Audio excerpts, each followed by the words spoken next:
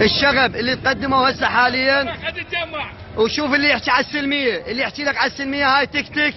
احد الاخوه ذول الخطيه اللي قلبوها صاحبها الصوب وهم حرقوها الامدال. الجبناء شوف هذول الجبناء اللي حرقوا هسه هاي تك تك، وصاحبها الصوب خطيه اخذناه للمستشفى. هاي حاليا مباشر 25 واحد. اعطيني توقيت، اعطيني توقيت بالساعه، ساعه بساعه. الساعة ب 12:30 الظهر، 25/1/2020 ساحة الخلاني. باوع هذول الشغب اللي جاي يرمون عتاد حي سكن. الله اكبر عليك بيبي. هرب من النفق التحرير، حرقوا المصرف. هذا المصرف هذا